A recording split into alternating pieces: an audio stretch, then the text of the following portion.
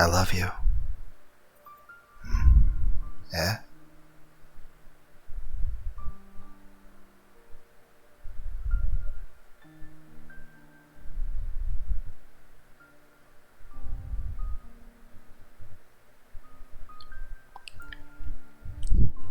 I wished so many times that everything that happened was a dream, so I wrote it down, hoping for it to become true. Dreams and cartoons are often like this. There's a huge stack of sweets. I can't possibly eat them all. I try to reach for them, but then somebody wakes me up. This dream has been a tremendously long one.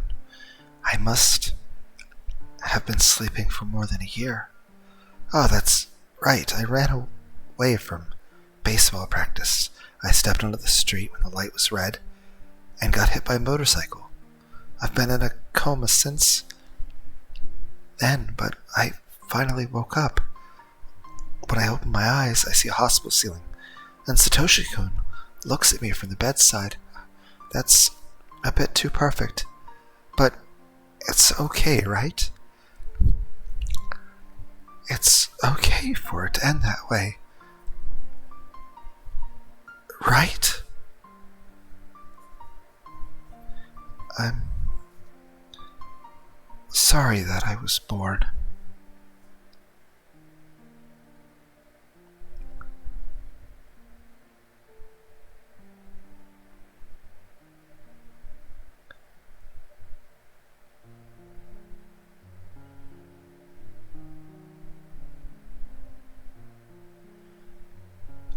Breakdown of all persons involved with or linked to the series of deaths in Hinamizawa. Tamae Hojo died via homicide via blunt trauma for village. June 20th, case closed.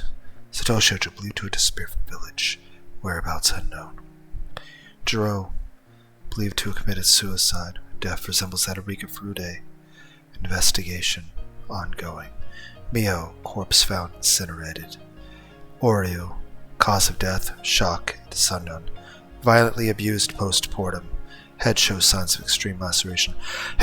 Rika Furude, believed to have been removed, lacerations, throat, death.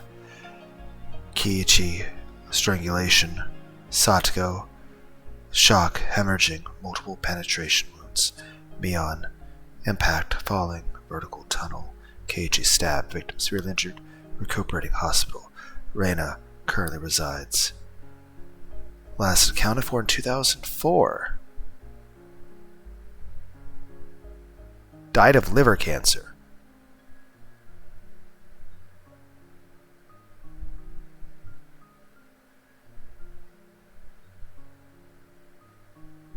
Teppei Hojo is still alive.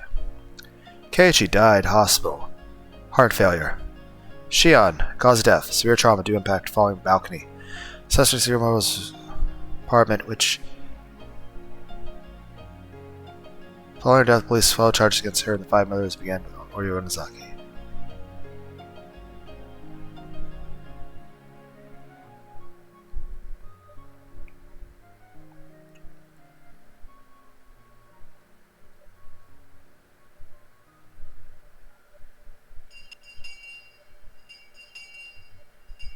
Alright.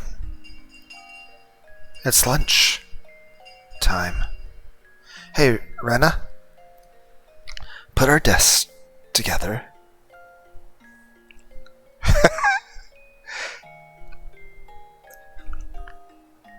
My lunch has meatballs today.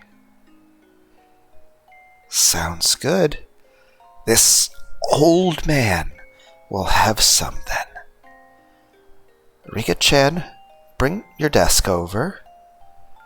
I'm coming. Whoosh! Oh, unfortunately, meatballs are my favorite too. I won't allow you to have any. Unfortunately, I won't let you do that either, Satoko.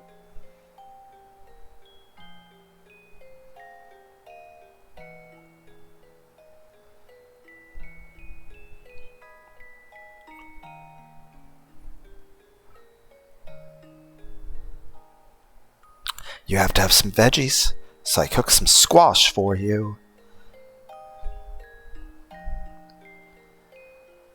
Whoa, that's harsh, Shion. Wah, I hate squash. Wah. Don't be so picky about your food. Squash is very nutritious. You're still growing, so you need to think about things like that.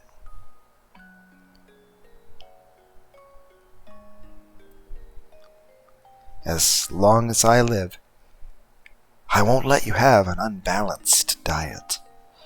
Here, guys, have some. Steamed squash is delicious. Munch, munch. Satiko, it's really sweet. Yeah, it's super good. The balance of flavors is perfect. Satiko, don't eat this. It's too good for you. Excuse me? I don't like your tone. Just try one. Take a bite. See? Isn't it good? Well, it isn't so bad. Of course, it isn't.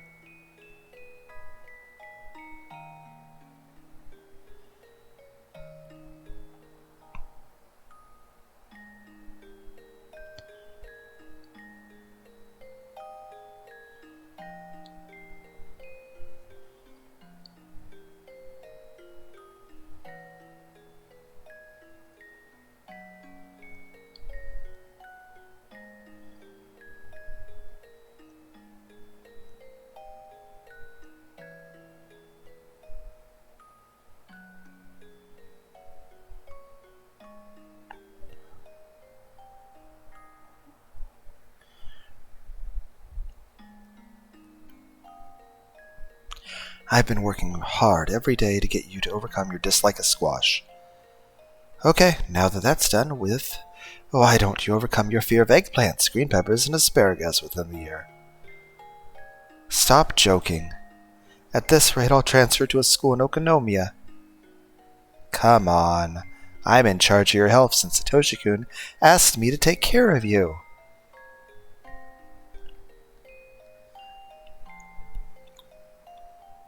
I won't let you eat junk food either. Wah! I hate you, Shion-san. I hate squash.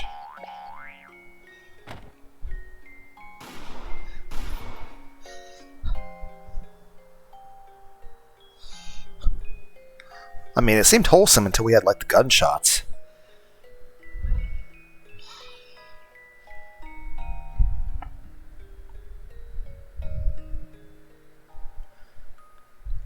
You have received some new tips.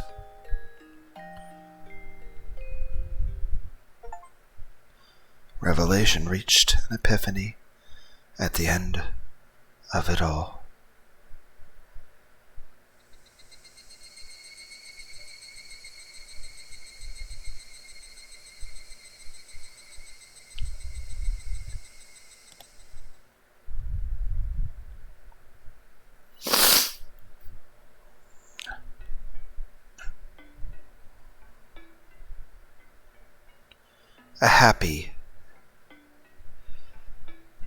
A happy diary.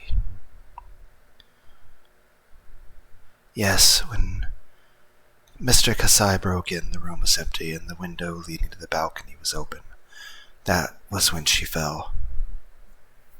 She hit the elevator housing right beneath, which gave her a concussion. Then she rolled off the roof and hit the ground, killing her. The reason Mr. Kasai didn't find her, even though he suspected her suicide, is that he was on the elevator housing at that time unconscious. Is that she was on the elevator housing. Keiichi Mabra was stabbed at about the same time. Was Shion Sonozaki unconscious on the roof then? I doubt it. She must have snuck out of the building, stabbed Keiichi, then accidentally fell when she came back. Doesn't that sound right? Would you look at the neighboring balcony again? Oh, she's saying you got a call from line 3. Oh, who's it from? Sato, apparently. He says the password is Ron. Yaha, hello? Ah, Sato-san. You must have some good news. You were right after all. Thank you. I'll buy you a drink on the Flower Road. What was the call about? A mahjong invitation? Bingo. The Sonozaki sisters switched places. Mion is Shion and Shion is Mion. They made a mistake when they were supposed to tattoo the successor. So Mion and Shion are swapped around in this notebook. So then Satoshi-kun and Shion-san know Mion-san. This is confusing. Anyway, with that, you gain a clear understanding of the relationship. Are you talking about the mysterious notebook you received the other day? Didn't you say it was all mumbo-jumbo that couldn't possibly confuse the case? Even after switching the names, it's still confusing. I don't know how much of the content I can trust. Even if this is true, Rika Furude's death seems very suspicious. It's the diary of a lunatic. It drove me nuts when I read it. You know this line, last page, about how she's sorry for being born? That makes me want to jump out of the window. Even so, this is a happy diary. A happy diary? Do you know how many times Satoshi-kun's name appears in this notebook? Shion-san really loved him, but because she was so young, a few mistakes caused that love to be misdirected.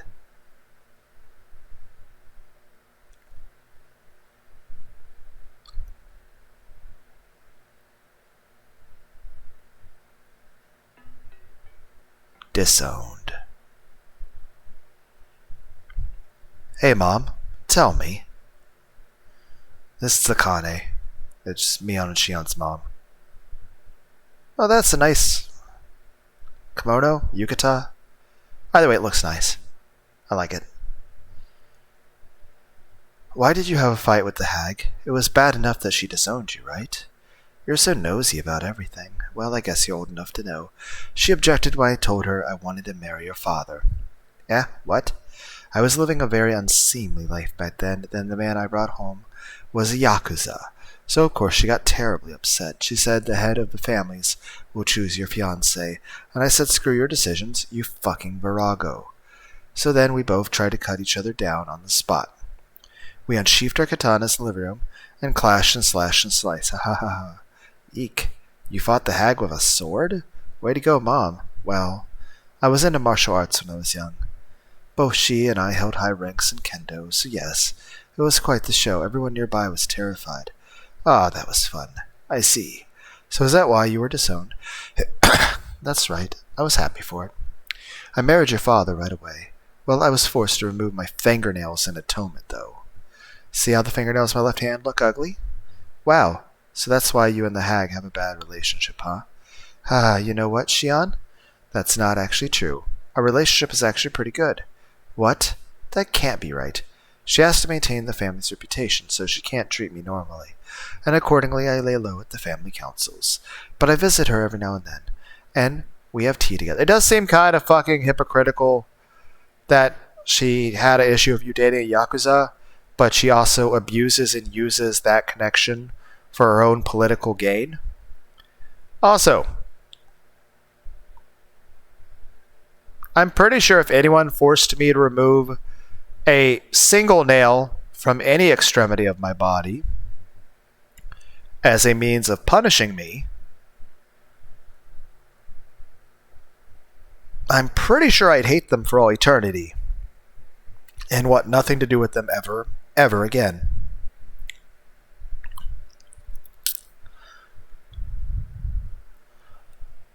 I can't believe it. This is just between you and me, okay? She removed her fingernails in atonement a long time ago. You know, have you guys ever considered, like, on the one hand, you should have some respect for other cultures, but at the same time, this tradition is terrible. This shouldn't be a tradition. This is bad. Look carefully at her hand the next time you see her. What? What did she do? Beats me. I don't have a clue. Hey, you do have one. It's all over your face. Tell me. Detective.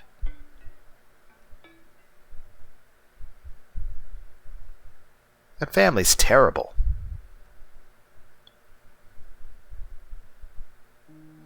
Do you think that murder can be justified depending on the motive? Hi, this is Ryukishi 07.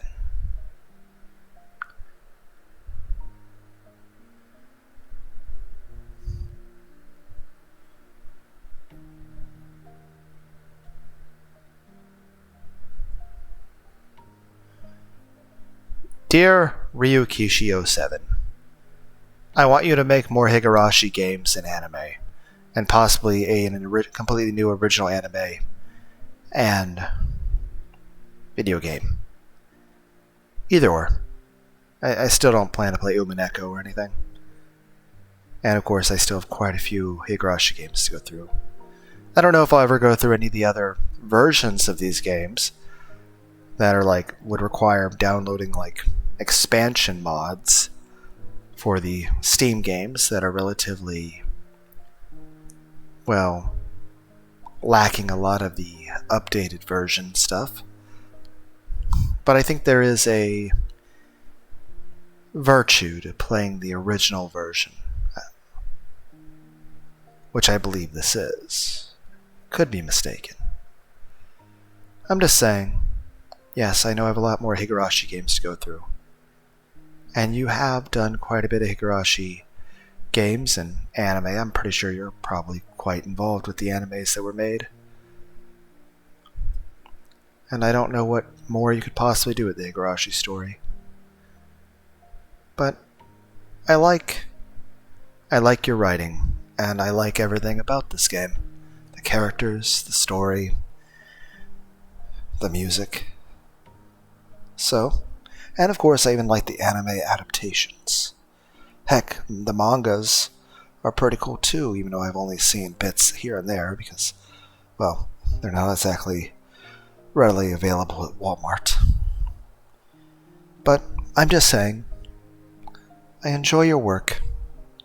I think you do a good job. And I would like to see more. Thank you for playing Higurashi When They Cry Kai, Chapter 5, Meakashi. Although I depict many deaths in my work, I often ask myself a question. That question is there such a thing as justifiable murder? In our world, murder is prosecuted, and the degree of punishment varies depending on the motive and the circumstances. Having different degrees of punishment means that we are putting a value on the dead person's life. No, it's not necessarily putting a value on the person's life. Well, maybe. We're not judging people, with favoritism in terms of, more so it's, if the person that was killed had committed a lot of murders themselves, or committed a lot of bad things, but usually the judgment of the punishment usually is independent of who it was that committed the murder or who it was that was murdered. It's more so dependent on what were the circumstances the murder occurred on. And of course there's some things that wouldn't count as murder, whether they be accidental deaths or even self-defense. Heck, if a person jumps off a building to commit suicide and they accidentally land on somebody else when they looked down and they didn't see anybody below them and thought there was nobody there, did the person jumping to commit suicide commit murder? If a person's driving down the freeway and has a heart attack and causes a massive pileup, and the heart attack wasn't anything, it's not like they were drinking and driving or do anything purposely to cause the heart attack in that situation. They weren't being negligent or anything like that. They just had a health condition that possibly they weren't even aware of. But if we're going with murder in the sense of murder, where you're attacking somebody who isn't attacking you first, and you're purposely choosing to do the... then I guess it largely depends on motive, One, did you premeditate it? Did you plan it ahead of time? Was it spur of the moment? And what was the reasoning? I suppose there might be circumstances where it depends on who it was committing the murder and who was getting murdered, but largely it's an issue of what were the conditions and motives.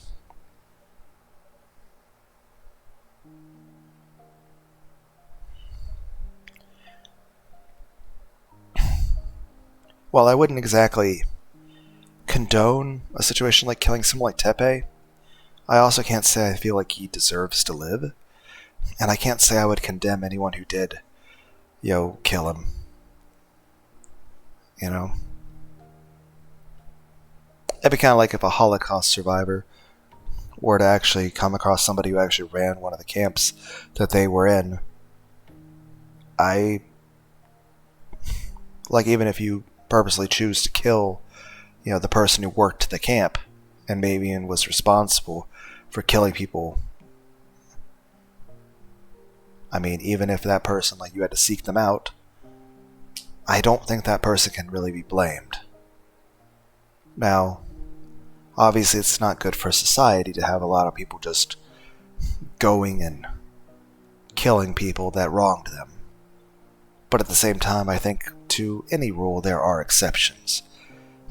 In general, I would say when it comes to things like killing somebody, I would say it should always be a last resort. Now yes, violence, anger, murder, war, there are always some circumstances in which such a thing must exist. You can't completely rule something off the table. You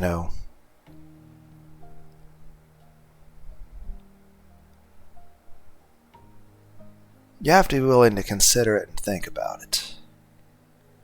It shouldn't just be a flat no to the concept across the board without even considering it. That seems a bit disingenuous. It seems like you're not really thinking about the question. Now, of course, at the end of the day, there are some people that, no matter how much they think about the question, their answer won't change. And that's nothing wrong with that. But I think it's good to think about it, regardless of your stance on the matter. Regardless how you feel about it, regardless of what your answer is, I simply think it's good to think about it.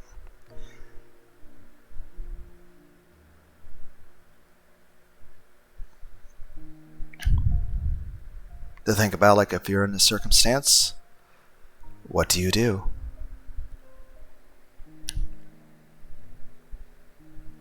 But I would say in general, one, committing any act of violence, let alone one that would take another person's life, I would say predominantly the only reason you should do such a thing is self-defense or defense of another.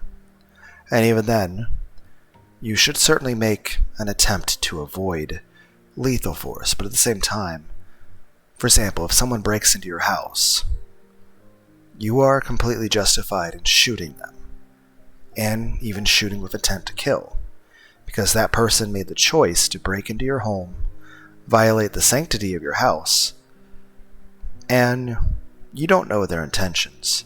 But even if their intentions were to literally just come there and steal, they're still a threat to your life. And not only are they posing a threat to you, but they have made a decision to cause that threat to be actualized. It's kind of like if someone were to throw a brick at you. I mean, that is a potentially lethal weapon.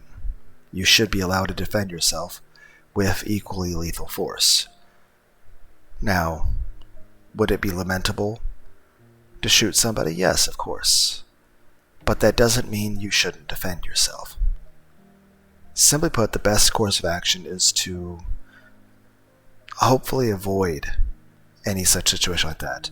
Obviously, don't go out instigating violence. Don't go provoking people. You don't walk down the street and all of a sudden walk up and start punching people or attacking them. But of course, like the stories or situations I mentioned, throwing a brick at someone or breaking into their house to rob them, well, that person breaking in, that person throwing the rock, they're the ones instigating and provoking the violent course of action. I would say a person has to, 1, be capable of being a threat, and 2, has to be taking some sort of choice and action with the intention of, or at least the common sense route that it's causing a threat of harm. People should be allowed to defend themselves. Like, the main thing with the Second Amendment is this. People should have guns, but people should use them responsibly. In general, I don't want the government to have too much regulation of things. I want people to be able to own guns and to be able to defend themselves, and to be allowed to use the guns if the time were to arise. But I also think anyone having a gun should have proper training, should keep it away from children, should keep the gear properly locked up so kids and other such people can't get a hold of that stuff. And they should be mature about it. Like, if you have a gun, doesn't mean you go out with it like strapped on your hip, talking shit to people to provoke them and be like, haha, you're not going to talk shit back because I have a gun. No. The gun isn't a thing to use to intimidate people or to make you feel like you're above reproach as you go out and be a fucking jackass to people. Simply put, all people should behave and speak with politeness, courtesy, and meekness, but they should have the strength and power to defend themselves if they are attacked. But they shouldn't provoke it or seek it. But aside from that, I think one really big thing when it comes to an act like that, which thankfully I do not know, about the impacts it would have psychologically, but of course, it's one of those things that you don't have to have experience with to understand. It's kind of like saying, for example, I have a fear of heights, but I've never fallen off a skyscraper. But I fully understand that falling off a skyscraper would result, or even falling off a building like Shion did, would result in death. And it would still be painful. It's unlikely that it would be instant. And even if it was, it still wouldn't be pleasant. Same way, I've never been shot by a gun. But I also know that it would hurt excruciatingly bad, and that I would not want to be. Same thing when it comes to the act of killing someone. I've never killed anyone, even in self-defense. But I also know, especially due to lots of self-reflection on my own self, as far as who I am as a person, I know that I would be very emotional and sensitive about it. Even in a case of self-defense, I would still feel very, very upset about it. And in general, killing another person will change you as a person. Now, of course, there are some situations where people have to. Police, self-defense, military. There are some circumstances, and of course, I don't understand how doctors and firefighters and ambulance drivers, how they don't get by without more therapy. Because I know, granted, I do work in a factory, and I would say ideally the kind of job that probably would have suited me better would be if I was a scientist working with chemical compounds, chemistry, and biology. But I know one thing I considered when I was younger was the idea of being a doctor. I've always felt the idea of helping people was nice, and of course I had interest in medicine. But One, my hands tend to shake a bit, so obviously I couldn't do anything like surgery. But more than that is this. I don't like being under pressure. And stuff like that, you'd have to constantly be wary of, like, hey, if you screw up, the person's going to die. And even then, even if a person's like the greatest doctor and greatest surgeon in the whole world, there's still going to be people that are going to die. It's just the nature of the human body. You can't save everyone. Same with the police, same with firefighters and paramedics. There's a lot of people that would be in burning buildings that no matter how fast the firefighter gets there, no matter how brave they are, no matter what they do, there's going to be people that are going to die. There's going to be people that the paramedics take to the hospital that will die before they even reach the hospital. They'll die before the paramedics will get there on the scene, and the person will die in front of them. And it's not the paramedics' fault in any way whatsoever. But, one, there's the fact that you're witnessing this traumatic event. And of itself, that's bad. But there's also the fact that you are going to feel like you're going to be blaming yourself. Now, of course, there's probably many different people who are paramedics in terms of personality. But I imagine it, going through that stuff is a heavy burden for people. Same thing for people in the military. One, there are times they have to kill people. There's times that they have people that are close to them in combat that wind up dying. There's times that they get personally injured themselves, and even if they manage to, via the grace of God, to not suffer any physical injuries, it's still the fact that they went through a very dangerous situation where they could have very well died at any time.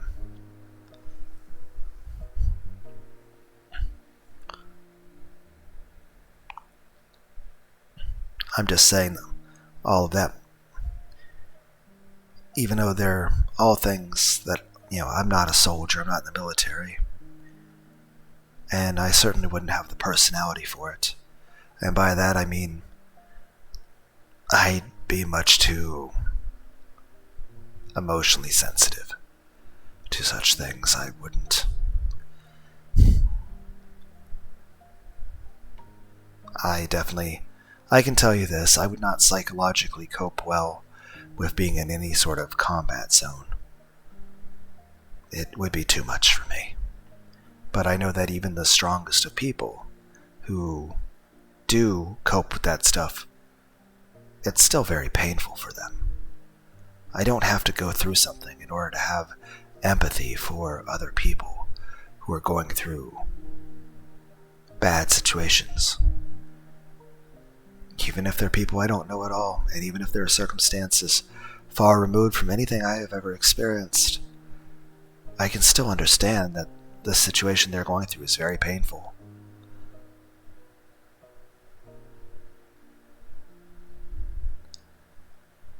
Same thing with this. In the situation where somebody were to kill somebody, especially if it were in a premeditated murder like, say, Keiichi against Teppei in Game 3, and keep in mind this is Game 5.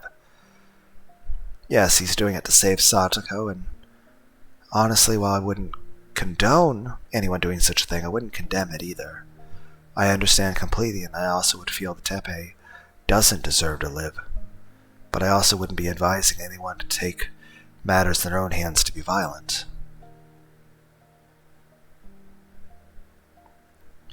I think the biggest thing to say is this. Regardless of what reason or circumstance in which you are killing somebody, one, it is a major decision, if not one of the biggest choices anyone could ever make. But two is this. It is something that would change you as a person. So, obviously, whatever it is that makes you decide to choose to go that route, you've made that decision for a reason that you find very important to you, and you probably have given it a lot of thought. And you probably feel that the change that it would take in you, that you are okay living with that. But again, that's just another thing you have to keep in mind. It's just,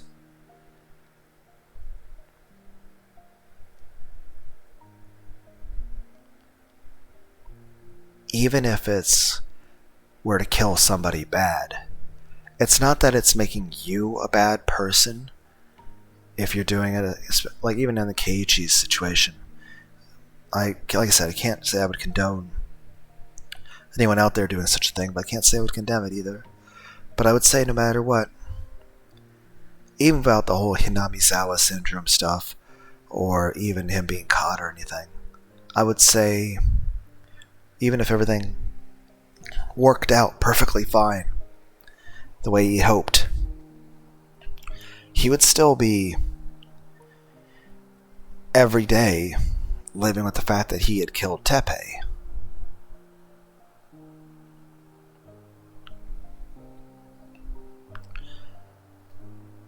It's not that I'm saying it makes Keiichi a bad person, but rather that it would be an emotional wound. So I guess the best way of putting it is this. It's like going up to a person who's a gunshot victim. I'm not calling the person with the gunshot wound a bad person. I'm calling them injured. I'm simply noticing that they have an injury. An injury that is hurting them. And an injury that could either heal into a scar, or the wound could get worse and possibly get infected, eventually killing them in of itself. So yeah, I would say in Game 3, Keiichi killing Teppei, I would say that doesn't make him a bad person.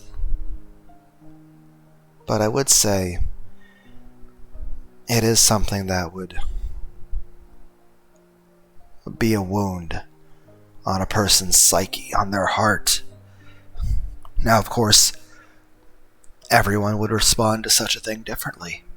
And, of course, in the circumstances of doing a killing like that, especially if it were like under different circumstances of, like, say he decided against killing Teppei, but then Teppei tries to murder him and Satoko, and then he were to, like, kill Teppei in order to defend himself and Satoko. Well, in that situation, he's actually completely innocent, because he only did what he had to in order to prevent an attacker from murdering him and Satoko in cold blood. But even though, from all intents and purposes, in that situation, I would definitely condone a person taking lethal force to defend themselves from someone who's actually being an active threat, an active attacker.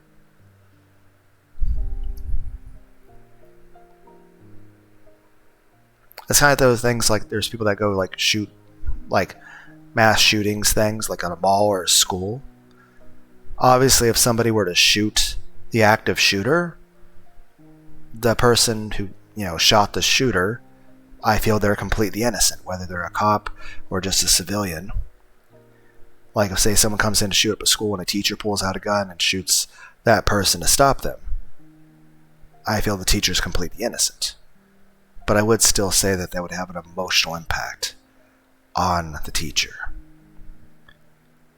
So I guess the main thing I'm saying there is, one, that I feel like the biggest reason like a lot of people are doing violent things like that nowadays isn't because of guns.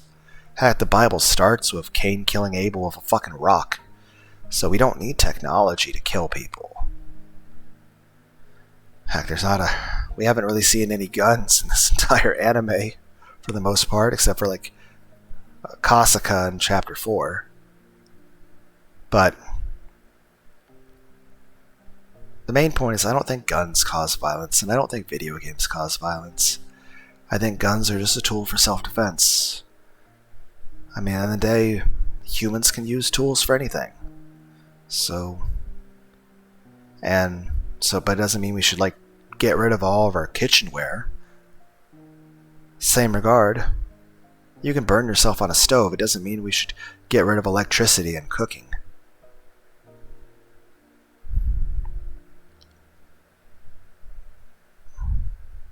Also, video games, I think, are just an emotional outlet. I think it actually sedates and pacifies people.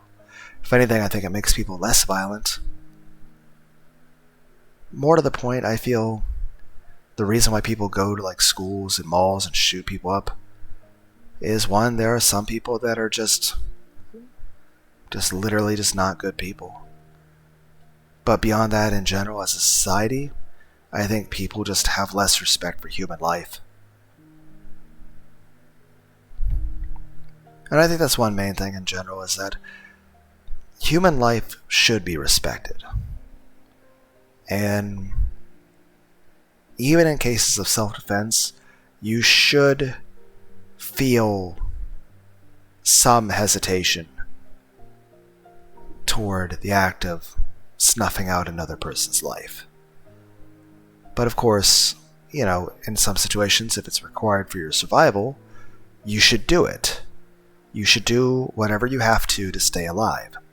If there's someone trying to hurt you, and the only way that you're not going to die is to use lethal force, well then, your life has value and you should stay alive.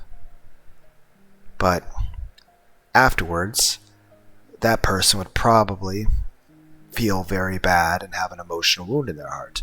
Now, all intents and purposes, that person would still be innocent, and I'd consider them blameless, and I would say they shouldn't be beating themselves up emotionally.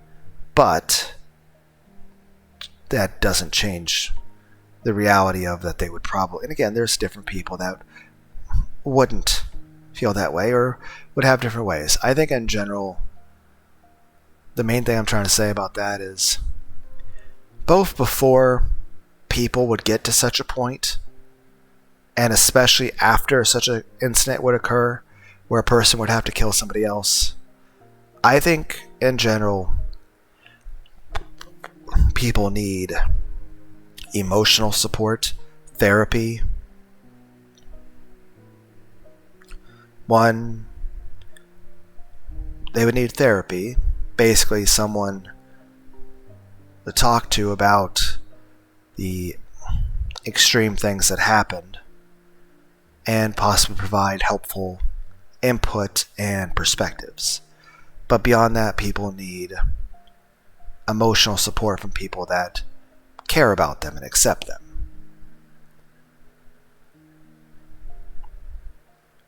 As sort of a stabilizing force on a person's mental well-being.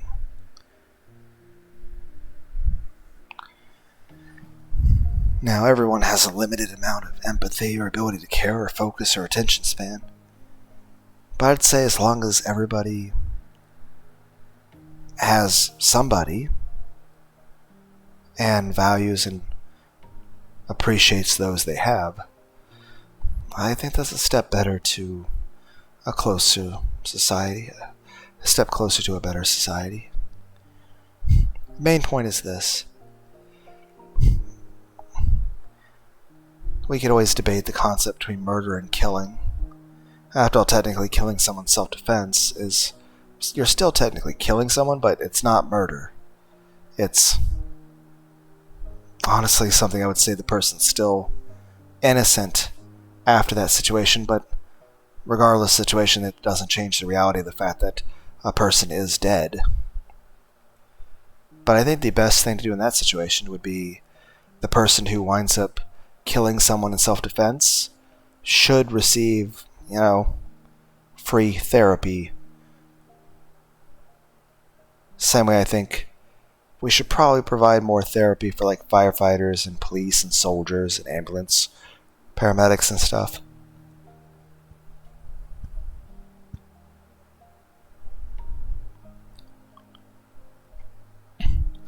But I'm just saying, like say in Keiichi's situation, yes, it's definitely a premeditated murder with malevolent intent against somebody who's not actively, forcing a situation where, he has to fight.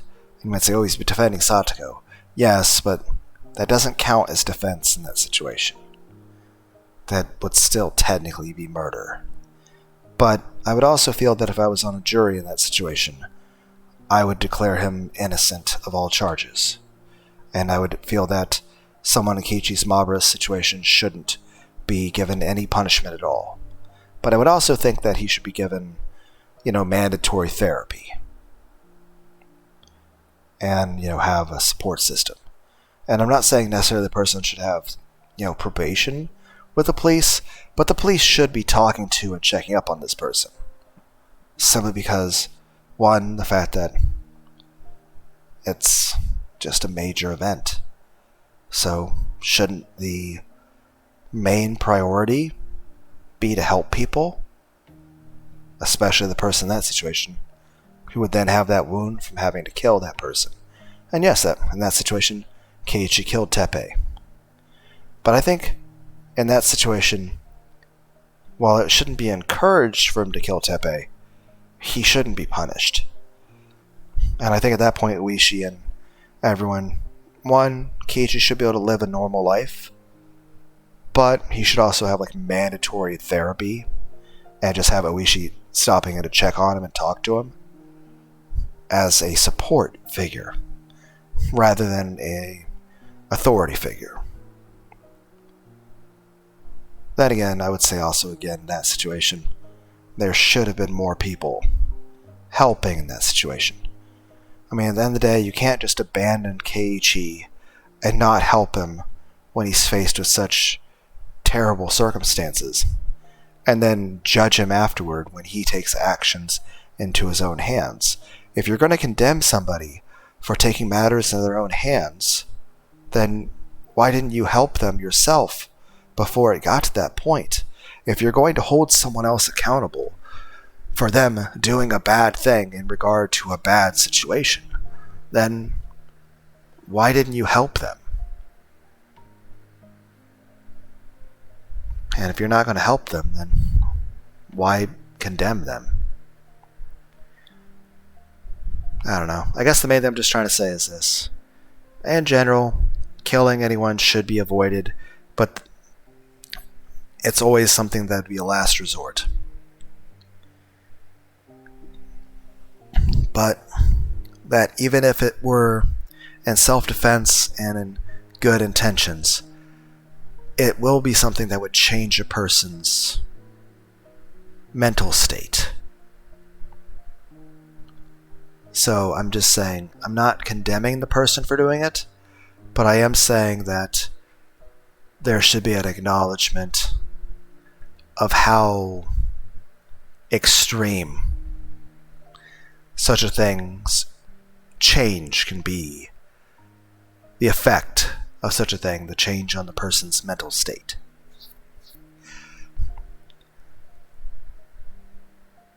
So, I guess the main thing I'm just saying there is it's important to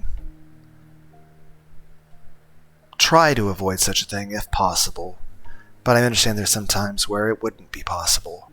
But I would say whether a person's put in a situation where it became a temptation, where there was some reason to feel justified in doing such a thing, even if the person had never even decided to try to do it. Obviously, if they're in a situation where they would be a reason to feel justified for it, even if the person never even takes action to try to go for it, I would still say a person would need therapy, or at least need a friend or someone who cares about them, someone to talk to, basically for just someone to care. And even more so if it gets to the point where, even if even if it's a situation that had no prior psychological issues, and say you're at a Walmart and someone just runs in and starts shooting the cashiers, and then you pick up the shopping cart and hit them in the back of the head, and then they fall down and die. Well, obviously you're not a bad person for doing that, and should not only not receive any punishment at all, but if anything, the local police department and mayor should give you a Medal of Honor or something. Heck, the Walmart should actually pay you money for it. But in the same regard, you should also receive free therapy. And even if people around you view you as a hero for doing that, they should also still acknowledge that you might be in some emotional pain from doing it. So, I'm just saying compassion, sympathy, empathy, kindness, emotional support are very important. Then again, those things are important even in the happiest world imaginable. Even if we lived in a utopia and everything was perfect, and even if the person has no depression and they're perfectly happy and everything's fine, people still need emotional support even in that situation. So, but I guess it's just two different sides of the same coin. That is, you should value human life, whether it's the acknowledging that the act of snuffing out a human life is very, very huge, colossal thing to consider, or the fact that the value of the human life of the person who'd even be committing such a violent act, even if it's for a completely justified reason, you should value that person's life. Not only the fact that, especially if they did such a violent thing in self-defense, well, they're doing it to protect their life. Or, say Keiichi killing Teppei was to save Satoko, even though that doesn't count as self-defense in that situation. But at the same time, his reasoning was to save Satoko. He was valuing the life of Satoko. As well as there's also valuing the life Teppei, even though, honestly, I don't really feel like he has the value of life, but more so the value of Keiichi's life and the value of the emotional impact it would have on the mind of Keiichi by killing the life of someone who isn't of value.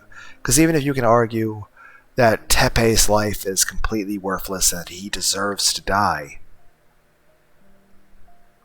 you still have to acknowledge the value of the wound that it would do on Keiichi's mind, killing Teppei. So it's not that Teppei's life itself necessarily has value, but more so, you should acknowledge the weight of the impact that such a thing would have on Keiichi.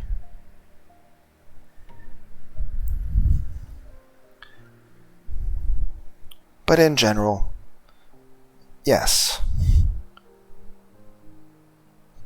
people should avoid such a thing, but there are, of course, always exceptions to the rule.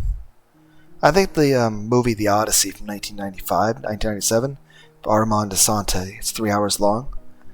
I think it's something I would very strongly recommend. I'll put it in the description if I remember to do so.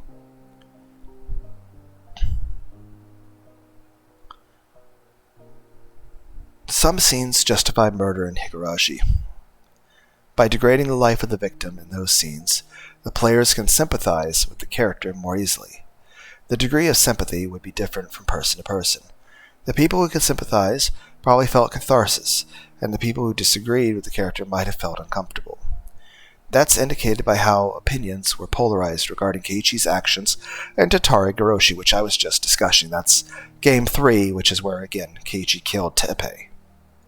And again, I said, I can't necessarily say I condone Keiichi doing that, but at the same time, I would definitely be tempted to kill Teppei in that circumstance too. Now, would I actually do it? More than likely, no. In fact, I've been put in many situations where a lot of people would feel that the logical course of action would have been for me to commit murder. But I didn't.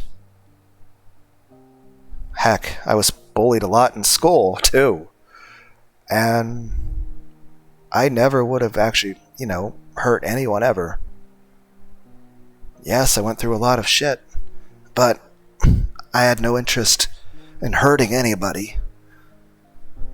In the same regard, I've been through a lot of circumstances, like I was saying, outside of school, where there's many people who, if they were in my situation, would have killed people. I mean, it's not to say that I don't feel anger and sadness and a good deal of emotional distress when it comes to that stuff. And especially at the time I was going through certain things. But at the same time, I'm just not a person who would choose to do such a thing unless there's no other way. Simply put, if I'm going to ever actually kill anyone, it's going to be in a situation where someone else is attacking me with lethal force. So, yes, if somebody were to suddenly break into my house, yes, I would attack them with the intent to kill because they've broken into my house and I don't want them to murder me. But thankfully, that's not occurring at the moment. But, of course, you have to ask yourself, even all of you, what would you do in that situation? I'll say this. If someone broke into my home, I would kill them. Because I would feel that if I don't, I'm going to die. And I may have severe depression, but I value my life, I appreciate my life, and I don't want to die. And yes, there's a lot of my life I've thought and felt a lot of very suicidal feelings, but I've never once attempted, to kill myself or hurt myself or anything. I mean, granted, there's sometimes I've been very stressed and I've bitten myself or punched myself in the side of the head.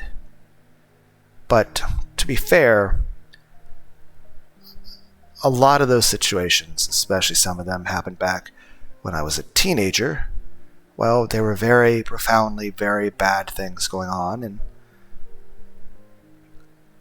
I was very, very emotionally distraught.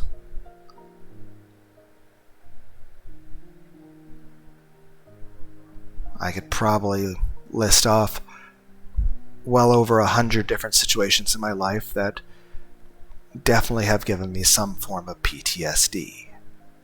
And I can definitely say I've had some very profoundly negative things occur in every single decade of my life. Technically I'm 38, but I guess that can be divided into 4 decades technically. And I would say every one of those decades would have circumstances that were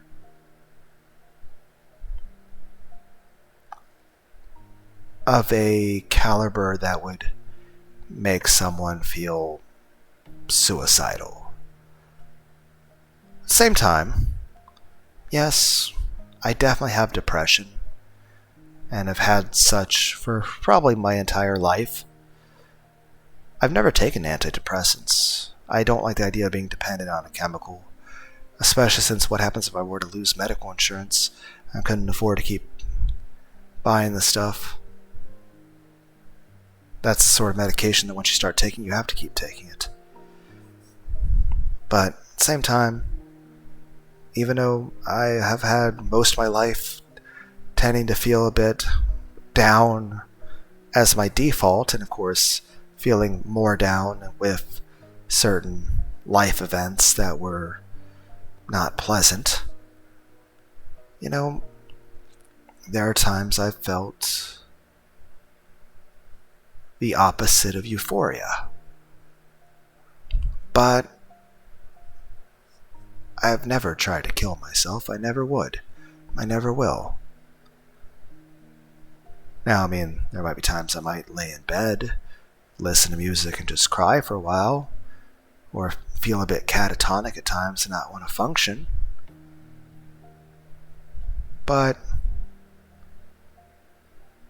I feel that's an okay coping mechanism, and I think it's important to vent your feelings and emotions. I think it helps you to maintain homeostasis as an individual. It helps you to maintain stability, and it brings comfort. But I know Tatara Goroshi was quite a few videos ago.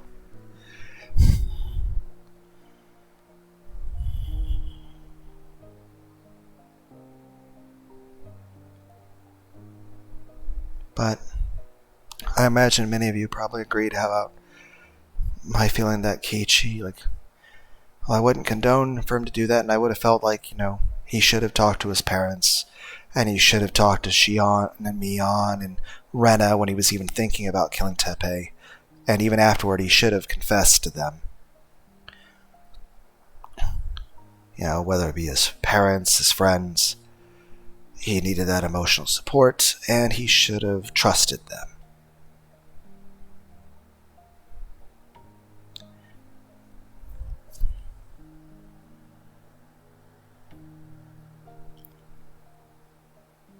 But of course, as the developer here mentioned, it was very polarized. There's a lot of people that very strongly supported Keiichi's actions and probably said, yeah, we definitely would have killed Tepe ourselves too. And others saying, no, absolutely, it's not right under any circumstance. There's many people that are very extreme in their opinions on that. And that's perfectly fine. I think it's important for people to have discussions about this. Even the, Meakashi guy who made this game, he largely said a lot of these, because most of these after party things have had the staff of, the actual characters in the game talking amongst themselves, asking questions about what's going on. Simply put, one, the person who wrote this game, one was writing this story to pose the question to other people, for them to, think about it and even discuss it among themselves, discuss it with themselves, discuss it with other players. Meakashi just wanted to open up conversation and dialogue.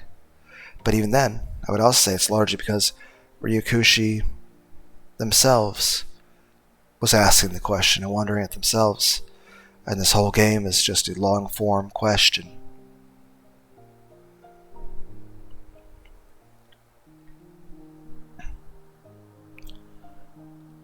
Like I said, it's a very serious question. A question that doesn't have an easy answer and can be seen as a whole lot of gray. It's not just a cut and dry question or answer. That's why it's important for people to think these things out. I wonder how deeply an AI would think about this stuff.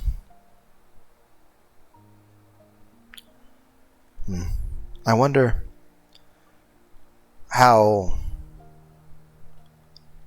many of the people I watch on YouTube would respond to this story, with this game, with Keiichi and Tepe, particularly Tatari Goroshi, or even what Meakashi is discussing right here. Simply put, yes, I'm sure many of them have heard of Higurashi and they've watched the anime. But whether they've watched the anime or have never even heard of Higurashi at all, what would individuals like Kirsch, or Smugalana, or Nuxtaku, or Asmongold, or Fleekazoid,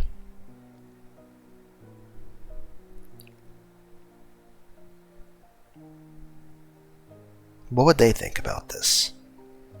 Of Tatari Goroshi, of Meakashi, if they were to read the stories themselves in the straight-up visual novels. After all, while the anime is really good, a lot of times the visuals and the things that are happening in them are distracting from the story. Simply put, one, the visuals distract the person from actually thinking. It's good to see it in action, see the animation and the pictures, but, we didn't see Keiichi bash Tepe's head in with a bat.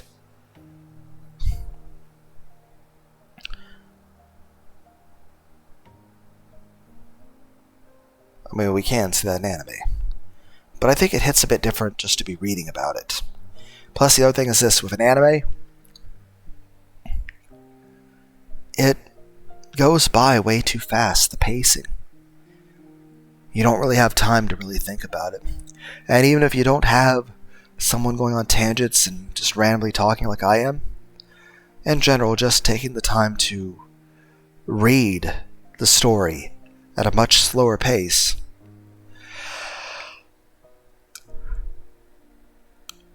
especially as opposed to just passively watching an anime where it's just racing by and the story is just done, where you can space out.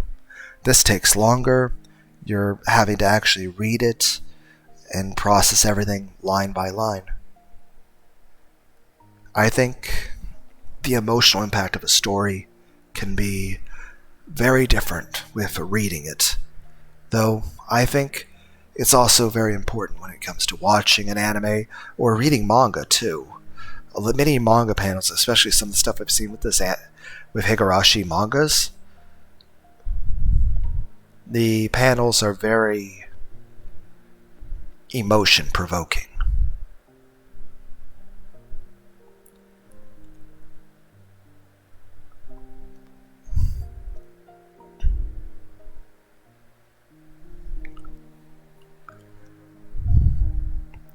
But yeah, it's certainly important to ask questions and to try to have discussion about things.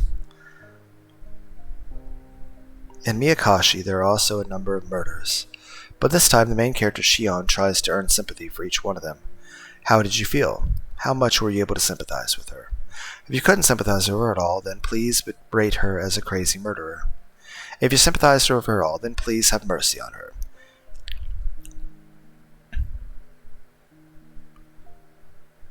If you sympathized with her almost entirely, then please have mercy on her. If you completely sympathized with her, then please let us berate both of you as crazy murderers.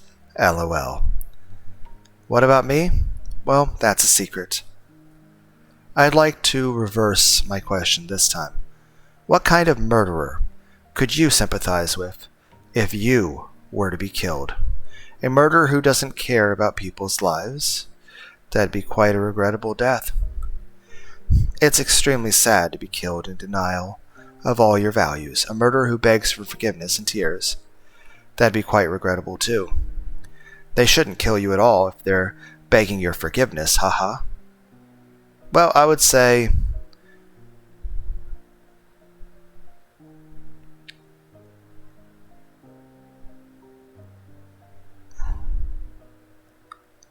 largely, if the person's a terrible person just killing me for shits and giggles, they don't deserve forgiveness. And if, like, all of a sudden I'm like, I don't know, like Compound V, and I'm like a fucking Homelander person lasering people, and someone like throws kryptonite at me and kills me, well, I can't blame them because they don't need forgiveness because they were justified in doing what they're doing. You don't need forgiveness if you didn't do anything wrong. And if you're such a terrible, horrible person, one, you probably wouldn't even care about forgiveness. You care about avoiding punishment for your crimes. So at that point, you don't want to be absolved of the sins you've committed. You just don't want to be punished. And that's a completely different thing. You don't feel bad for what you did. You feel bad for the consequences of it. It'd be kind of like saying, if you were to like drive down the road and run people over on a sidewalk. Well, there's a difference between you want forgiveness because you feel bad because you hit people and you're really sad about it, as opposed to you want forgiveness because you don't want to go to prison. Granted, yes, it can be both. It could also be neither. But I would say for the most part, if anyone were to kill me, one, simply put, I really can't imagine a situation in which anyone would be justified in killing me. I've never done anything wrong to anyone. I mean, except for annoying people a lot and being very cringe. But really, there's no justifiable reason. I mean, even then, you can't really say, oh, I'm really annoying. Yeah, I get it. I I'm kind of socially awkward, and I talk about weird things, and I might have autism and ADHD, and be a bit annoying. But I don't think that's a justifiable reason to kill me. So, aside from that, aside from just being very awkward and making people feel uncomfortable by me just being autistic, I don't think I've done anything wrong to anyone ever. I mean, unless you count myself, I've had negative impacts from things other people have said and done to me over the course of my life, and, well, I tend to have a bit of low self-esteem. So there's some times that I might yell at myself, or say bad things to myself. But I don't know if that counts as being a bad person. I mean, whether it is or not, I'll probably will still call myself a bad person for that. But I mean, yeah, if I exclude, being mean to myself, I don't think I've ever been mean to anyone. I mean, granted, there's times I've cussed people out and told them off and stuff, but that was always in a situation where, people were attacking me. So, beyond that, usually most time I would either cuss would be at a video game, or if I stubbed my toe or something. And usually then it's just me cussing, just generally cussing. I'm not even cussing at a person. I'd say most time if I ever say anything bad to anyone, I'm saying bad things to myself.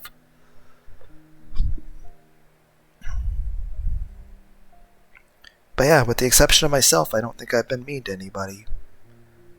So, I would say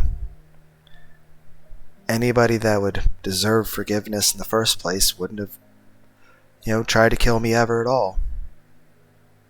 And if anyone ever did try to kill me, there'd be no justification for it, and they wouldn't deserve any forgiveness.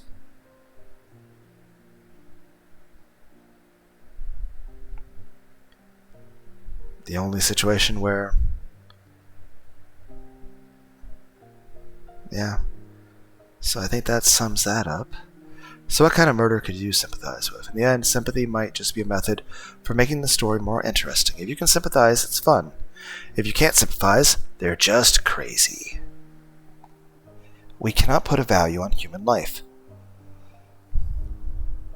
It's a sin to even try doing so. A murder is a murder. Nothing more than that. I just hope everybody can live happily together. How does that sound? Would you agree to that? If you wouldn't, thank you very much for playing Higurashi When They Cry Kai, Chapter 5, Meakashi. I could only bring out this 5th episode thanks to all of your support. Higurashi will only get more intense as it approaches the finale. Nothing would make me happier than if you continued reading the chapters to come. The next chapter will be titled Sumi Horoboshi. Really, I'm rather fortunate if you've enjoyed yourself even a little. Thank you again for playing. I hope this has brought a little color to your life. 07th expansion. Ryu Kishi 07.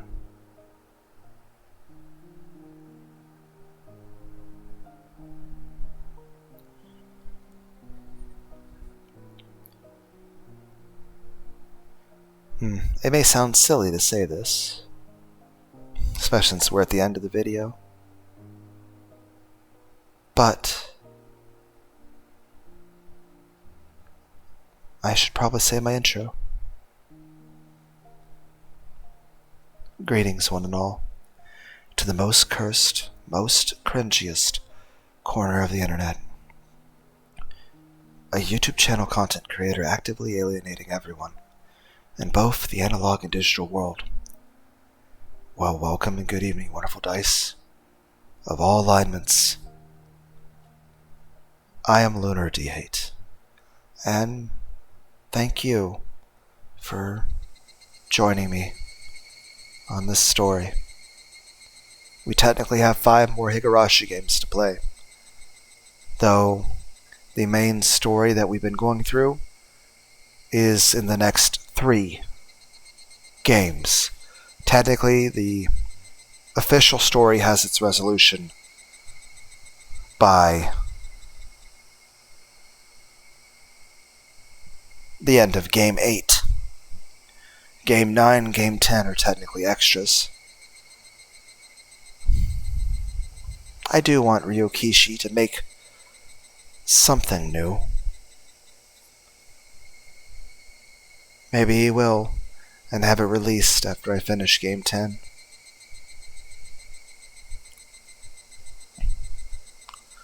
But I appreciate any of you out there that decided to hang out with this tsundere otaku. I appreciate the company. And I hope all of you have all the hugs and head pats you could ever want. And I want all of you to know that in your own lives, that each and every one of you, you are enough. And you do matter. And you do deserve love and to be cared about. And to have a good life. I hope you stay hydrated, get plenty of sleep, play some fun games, especially video games, go to the gym, have good friends, have lots of love, all the hugs and head pats you could ever want, listen to some great music, and that you have people in your life who love and care about you.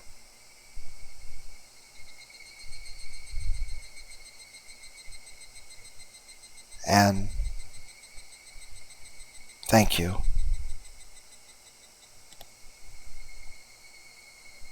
Thank you for watching this video. Until the next video, goodbye.